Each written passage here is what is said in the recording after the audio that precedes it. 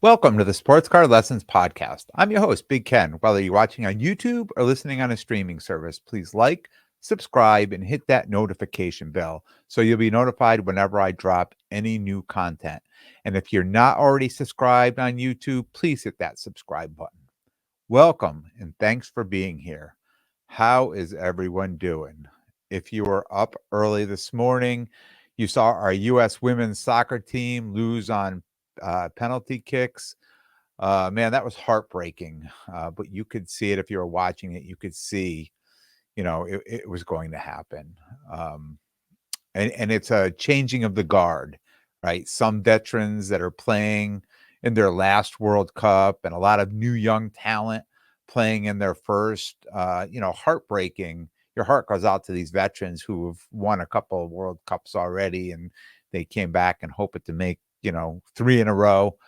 But probably good. I mean, in my opinion, probably good for the young players, the new young players to taste defeat. That'll I think will really inspire them at the next World Cup. They'll take this defeat and use it to fuel them uh, to play better. And it just goes to show. I mean, you hear all the announcers just talking about the talent level all across the world, how much it's come up. So where once we were very dominant, that there is a lot of talent out there now.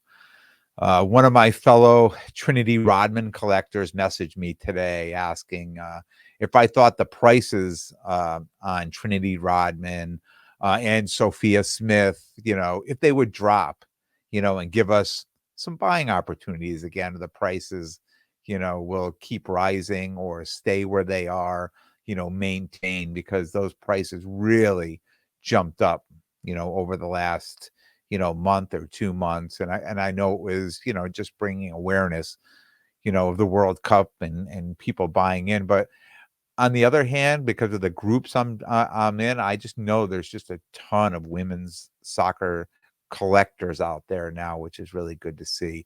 So really, there's an argument to go both ways on this, and we're just going to have to sit tight and see what happens, see where the market goes with that. Um, so here we are. It's the post-show hangover, right? It's a week or a week out, or 5 days, of something that took weeks and months in the planning, right? 6 months in the planning. It's like planning a vacation, right? And doing everything you possibly could to make that vacation the best vacation you were ever on. And then it ends, right? And it's back to work and back to life and back to your daily grind. But in your mind, right, you're already planning the next one. And it's the same thing here. It's the same thing here. And for somebody like me, who moved close to 80% of my inventory, right? I'm looking in just 2 weeks, I'm doing East Coast National. And I'm looking around the office here thinking, what's next? What's the plan? What's the direction? What do I do? Um, I did not expect to sell as much football as I did. I was happy I did. I was happy my plan worked, right? But I wasn't expecting that. I mean, I still have some decent amount of football, but I moved a ton of it. Um, and everyone right now is still buying football. Um, but for me as a dealer, and I know there's always great buying opportunities to flip. I mean, I understand that, and people will argue that all the time. But in the grand scheme of things, I need to be looking ahead to what I'm gonna be doing next, what I'm gonna be buying. My plan worked perfectly to be buying football December, January, February, March, and I'm gonna do that again this year. I don't feel like I really need to be putting a big investment in football and putting them in my cases now. Um, but I need to start a new plan, right? So I need to start buying something that I'm going to be selling at, moving into, the late summer, early fall. Um,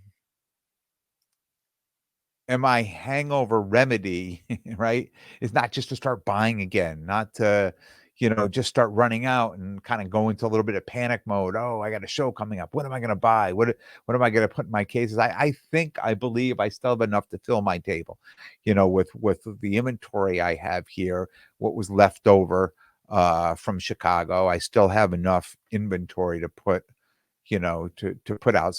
I'm certainly not in panic mode by any means.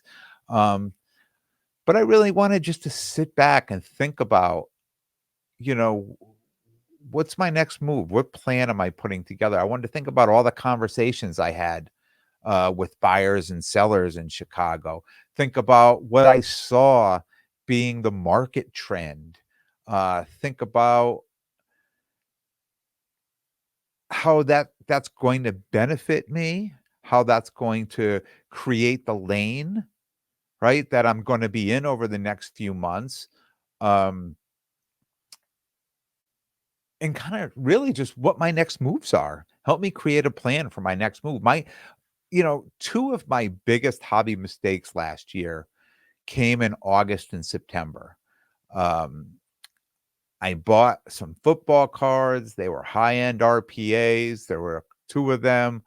And I bought them at the height of the market, and they haunted me all fall and winter, um, because I refused to move them at a loss. I just thought they were great cards, they were worth the money, and why would I sell them for less than I paid for them?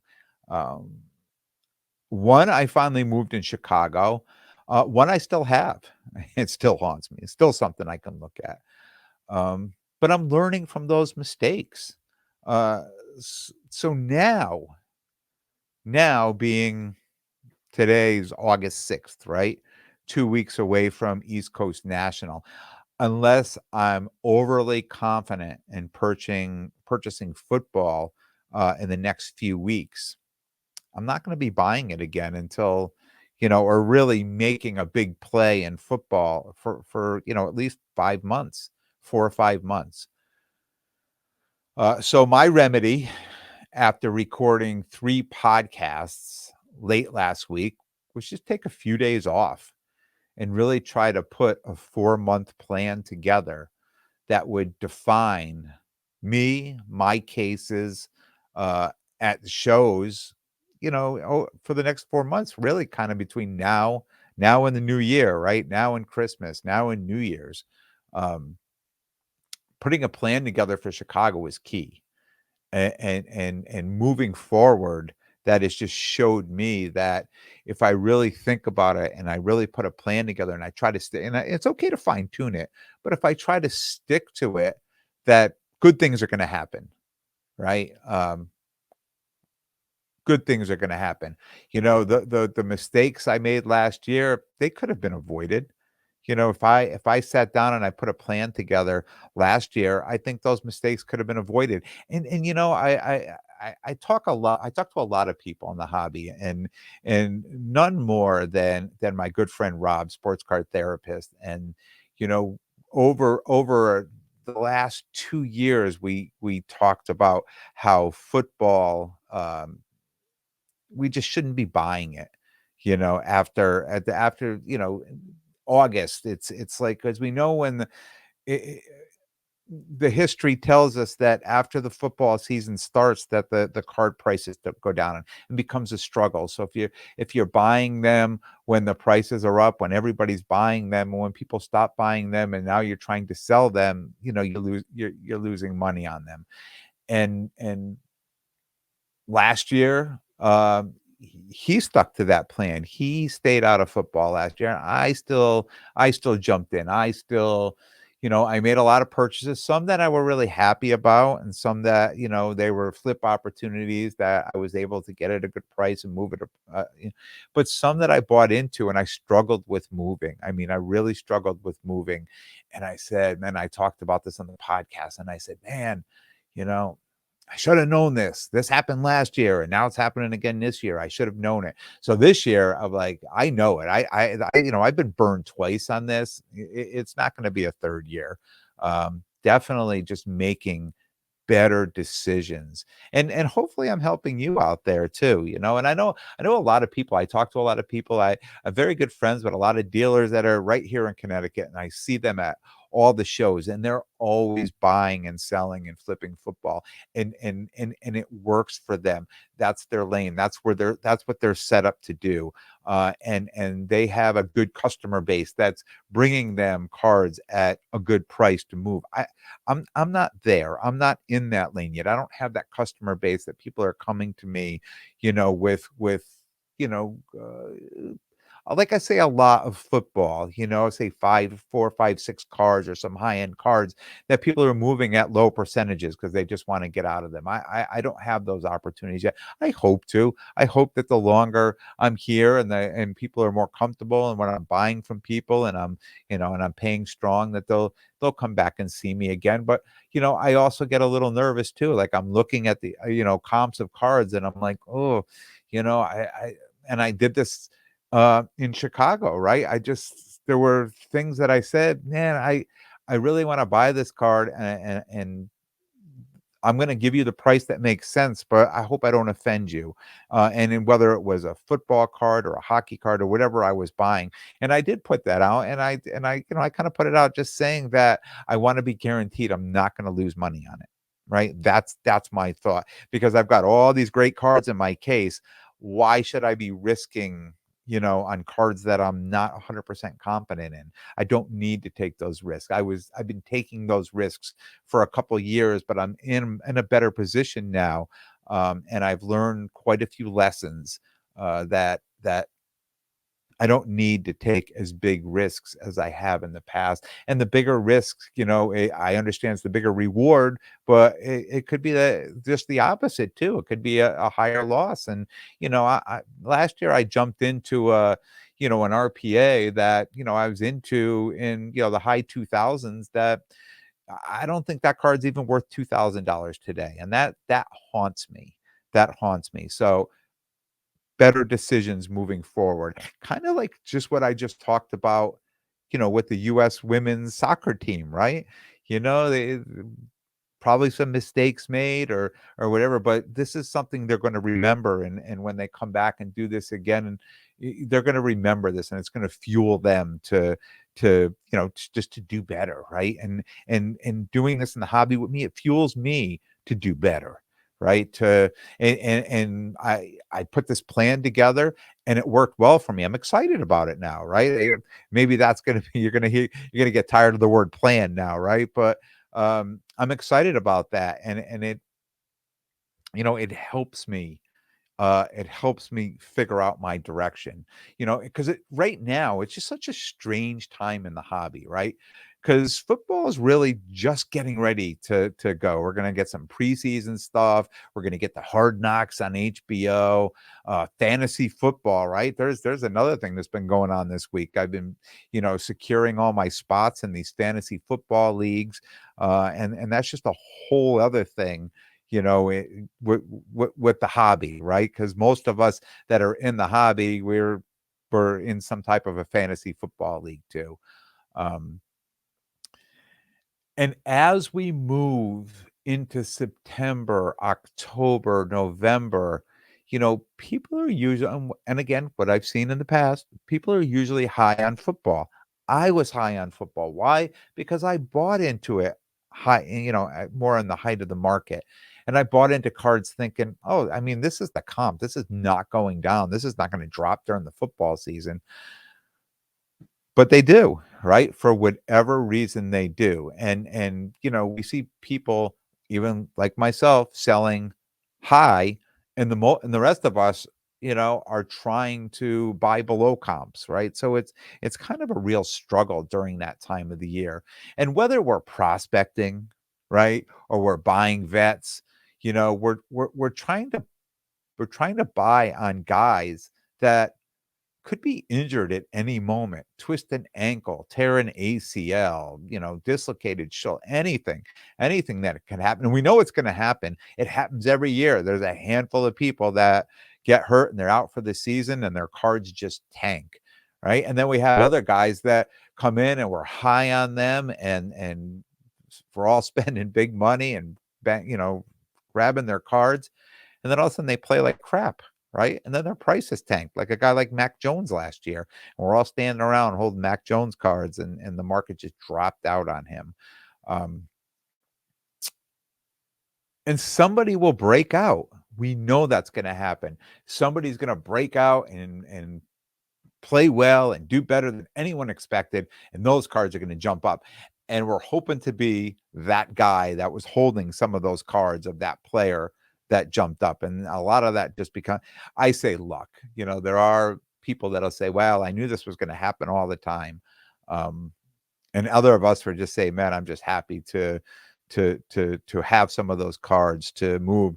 And in the past, I was that guy that had those cards saying, wow, this card jumped way up now. Well, I'm going to hold on to it because next month it could be even higher, or in 2 months. And we know how that usually pans out. And when that stuff jumps out, you got to move it quick.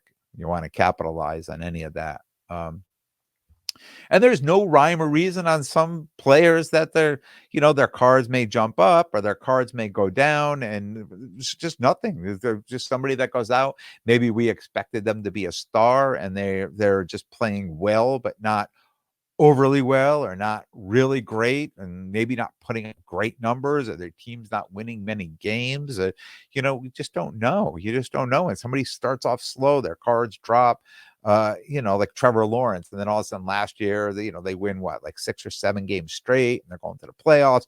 Then all of a sudden his cards go up, and the off season, everybody wants a Trevor Lawrence. No matter what show you went to, everybody asking. And all it takes is a guy just to do something a little better than somebody else, and it could jump up, or he could do something way better than somebody else, and his cards go nowhere. So it's just a funny time during this August, September, October, November, just with the football season. It's a funny time. And we know, as football gets underway, then there's basketball, right? Which kind of just takes over, because the basketball season is getting ready to go. And all of a sudden the focus becomes basketball and not so much on football anymore. And in baseball, I mean, we're at the end of the season, right? So, I know baseball is still pretty big right now. And I think it'll probably be, in August with these shows. But as we get in September, October, I think it's just the players who are playing well, and maybe the teams that are going to the playoffs, but then that just kind of drops off too. So some things that I'm putting in my plan, right? If it's football, maybe buy some proven quarterbacks singles, something that I feel is gradable, or I can send off and get graded, that really doesn't matter if they're selling now, or, maybe somebody as the football that I think that they may have a opportunity to go to the playoffs. Buy into something like that, right? So it's not a lot of pressure if I'm buying singles and I'm having them graded. Hockey. So I did hockey last year. And I have a number, I didn't really go through it. I think I had like 15 or 18 PSA 10 young guns that, as the season started to wind down last year, or not the season, but the selling opportunity for me, I just kind of pulled them out of my case.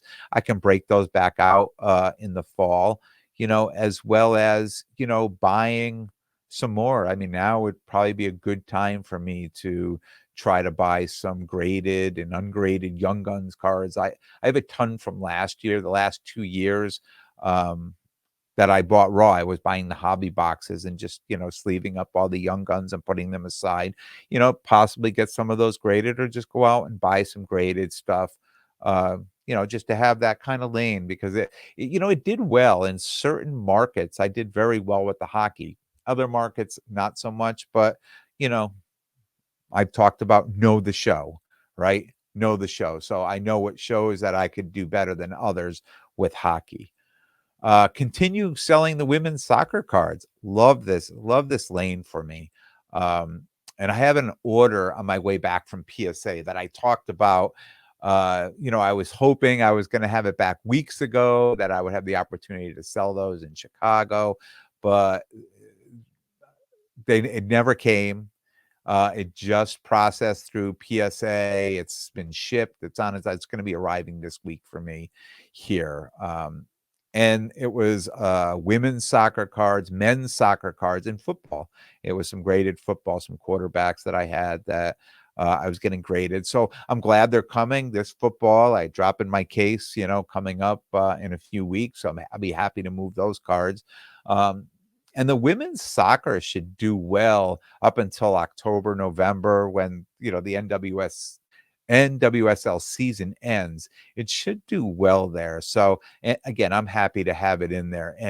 And like I said earlier, I know it's a seasonal thing, but being part of all these groups, I just know there's just such a big community out there for the women's soccer, and I'm excited to be a part of all those communities out there. But that, in that lane, for myself, it was just great. The people I met that were doing this, that are doing this, and almost weekly, I'm finding new people. People are messaging me. I'm putting up on Instagram. I'm putting these cards up, these great cards that I'm acquiring, and I'm putting them up, and then just meeting new people in that lane. So I'm excited about that. And pop culture, right? So I've been talking about this pop culture. That lane is pretty good all year long, right? It's not like a seasonal thing. I think the pop culture stuff is all year long. And I'm really beginning to understand what sells. I had a ton of stuff, and the stuff that I really thought that, wow, this stuff was really going to sell, kind of sat on for a long time. And the stuff I was like, oh, I'm going to take a chance on this stuff. And I graded this and I graded that. This is stuff that people loved. And they came up and had these great conversations. And even if they didn't buy the card, they saw it and they would share a story or just a conversation about. And it was just such a great atmosphere, at shows talking about these things. So I love that lane for me in the hobby. Definitely going to keep doing that. And keep plugging away at just, it's a little bit harder to find, you know, to find the product at the right price and in the best shape so it can be graded. And, so there's a little bit more work involved in the pop culture lane, believe it or not, than other lanes, to find what sells, and whether you're buying it graded or having it graded. It's a little bit more work there, but I kind of enjoy that. I enjoyed that part of it, and I'm happy to keep going with the pop culture stuff. So after coming home, Monday, recording 3 podcasts in 3 days, uh, I took 4 days off. I went to the beach. I have friends that have a house on the beach. Went to the beach, relaxed, just started putting this new plan together. I kind of stepped back from the hobby for a few days. I stayed off of I'm always on Instagram, but I stayed off of eBay, all the the PWCC, all these places. I just kind of stayed off them. I said, let me just take a break, relax, and just start putting a new plan together. And a funny story, and you've probably noticed by now, thinking that I'm not saying a particular word, but on the way to the beach, I'm driving, I turned to my wife and I said, "You ever been to Cleveland?" And she looked at me with that look and said, "Are you already thinking about next year?" And I laughed, and I know she was tired of hearing the name of that show that will be in Cleveland next year. So I said, look, I'm going to try to promise not to say it again until January. I'm not going to say it around the house. I'm not going to say it on the podcast, because probably right. That show name has been used, thousands of times, and everybody, I'm sure, is tired of hearing it. So I may refer to it in this episode as Chicago, but that's all you're going to get. No reason to go back on that. Right? That is done. That is over with. We're looking forward, moving forward. Lots of lessons to be learned. So now I'm refreshed. The hangover is gone. I'm back to hobbying, working on the new plan, and getting ready for the East Coast National.